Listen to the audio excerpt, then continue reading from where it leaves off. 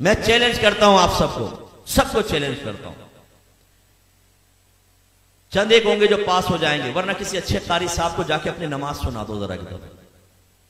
आप कहते हैं ना हम नमाजी, हमें आता है सब कुछ, एक दफा सुनाए किसी कारी साहब, अच्छे कारी साहब। सैकड़ों तो आपकी तलफ्फुज की गलतियां होंगी, तजवीद पढ़ी नहीं होती हमने, नमाज में उल्टा सीधा पढ़ रहे होते। रब्बी जालनी, ओ भाई रब्बी जालनी है, जालनी कहां से आ गया? जीम पे तो फतह है ही नहीं, आप जीम साकिन है। रब्बी जालनी, सुबानक अल्लाहुम्मा, कल्ला नहीं है, सुबानक अल्लाहुम्मा, थोड़ा उठाना होता है ताकि अलिफ मद्दा पूरा बने। खड़ा ज़बर है, अलिफ मद्दा के बराबर खींचना है इसको, 2 हरकत के बराबर। सुबानक अल्लाहुम्मा वत्तबारक अस्मुका, वत्तबारक, ओ भाई वत्ता नहीं है, वत्तबारक अस्मुका। अत्तहियातु, ओ भाई अत्तहियातु नहीं है, अत्तहियातु है। सुभान रब्बिल आला, सुभान रब्बिल अजीम, ना भाई ये नहीं है, सुभान रब्बी यल अजीम, सुभान रब्बी यल आला, ये है। आप सुनाइए। मैंने तालीम बालगान का मदरसा बहुत पढ़ाया। जब मेरे सामने आते थे ना, कितने साल से नमाज पढ़ रहे हैं? 25 साल से। अच्छा सुनाओ जरा, सूरत सुनाओ। ओ भाई एक नई सूरत की शक्ल सामने आती थी, जबर की जगह जेर, जेर की जगह पेश, पेश की जगह कुछ। मैं आपसे गुजारिश करता हूं, मैं आपको हकीर नहीं समझ रहा हूं, आपकी तहकीर बयान करना मकसूद नहीं, खुदा की कसम ख्वाब गफलत से जगाना मकसूद है। आज आप चेक भरते हैं ना, चेक, जितने यहाँ चेक भरने वाले मौजूद है उनसे पूछिए, इतने आराम से भरते हैं, कहीं टेढ़ा मेढ़ा ना हो जाए, बाउंस हो जाएगा।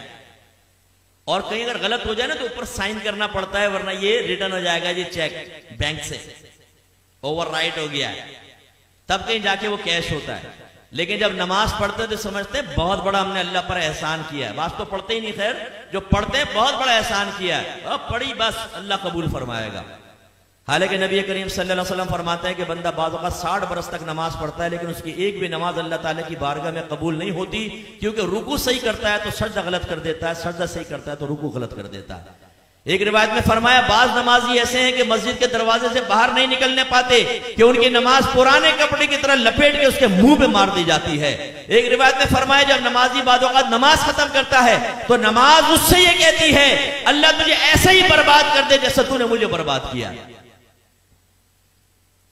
उसमें वो खास तौर पे जो सुपरमैन नौजवान यहां बैठे हुए ना, जब नमाज पढ़ने खड़े होते हैं, रुकू सजदा, एकदम सीधे खड़े हो गए, रुकू सजदा, अभी हमारी अलहम्द आदि भी नहीं होती, 2 रकातें खत्म कर लेता, और जब ये सलाम फेरा कल्टी बाहर। ओ भाई तू एक्सप्रेस ट्रेन बना हुआ है, बुलेट ट्रेन, ये तेरा फायदा क्या हुआ नमाज पढ़ने का? यानी सर से बोझ उतार रहे हो। आपने देखा जुमे की नमाज के बाद जैसे ही इमाम साहब सलाम फेरते हैं, जूतियों पर रश लग जाता है, इतना रश हो जाता है जैसे बाहर 5-5 हजार के नोट बट रहे हैं, अगर देर हो गई तो निकल जाएंगे। जूतियां ढूंढने में 15 मिनट वहां लगा देंगे, मस्जिद में नहीं बैठेंगे, ना सुनन पढ़ेंगे ना नवाफिल पढ़ेंगे आगे के, और बाहर निकल के फिर दूसरा कहते हैं हाँ क्या करना, चल ढाबे में चाय पीते। अभी तुम इसलिए बाहर निकल कर आए थे। ये भी जिम्नन बात आ गई तो मैं आपको अर्ज कर दूं, गौर से करें, गौर से देखें, और अपने बारे में मैं भी सोचता हूं, आप भी सोचें। नबी करीम सल्लल्लाहु अलैहि वसल्लम फरमाते हैं कि मस्जिद की और मोमिन की मिसाल ऐसी है जैसे मछली और दरिया, कि अगर मछली को दरिया से बाहर निकालें तो वो उस वक्त तक चैन से नहीं बैठती जब तक दोबारा दरिया में ना आ जाए। और मुनाफिक की और मस्जिद की मिसाल ऐसी है जैसे परिंदा और पिंजरा, कि अगर परिंदे को पिंजरे में बंद कर दें तो फड़फड़ाता रहता है कि दरवाजा खुले और मैं उड़ जाऊं, और जैसे खोलते हैं उड़ जाता। अपने बारे में हम सबको गौर करना चाहिए, हम में मोमिनाना सिफत है या मुनाफिकाना सिफत है। इमाम साहब सलाम फेरते हैं, दुआ भी नहीं मांगते, ये बस इमाम साहब ने सलाम फेरा फौरन उठ के बाहर, जूती लेके बाहर। करना क्या है? दोस्तों के साथ बैठ के गंदी लड़कियों की बातें करनी। हालांकि नबी करीम सल्लल्लाहु अलैहि वसल्लम ने फरमाया कि जब कोई नमाज पढ़ के अपनी जगह बैठा रहे और जानबूझ के अपना वुजू ना तोड़े तो फरिश्ते उसके लिए दुआए बख्शिश और मग़फ़िरत करते रहते हैं जब तक कि वो उठ ना जाए। इसलिए आले सुन्नत का ये जो है ना कि नमाज के बाद दुआ, इसमें बड़ी हिकमत है। बाद लोग जैसे सलाम फेरते हैं, आप देखिए बाद मकातिब फिक्र वाले उठ के चले जाते हैं, कहते हैं दुआ कहां साबित है। ओ भाई, जब नबी करीम ने दुआ की तलकीन फरमा दी तो बस ये जिस टाइम भी आप दुआ मांगेंगे उसी हुक्म हदीस पर या हुक्म रसूल पर अमल की सूरत बनेगी। और इसमें फायदा क्या है, जब आप बैठ के दुआ मांगते हैं, जितनी देर बैठे रहेंगे फरिश्ते भी दुआएं बख्शिश और मगफिरत करते रहेंगे।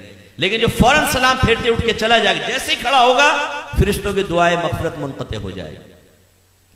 तो ये हमारा हाल है।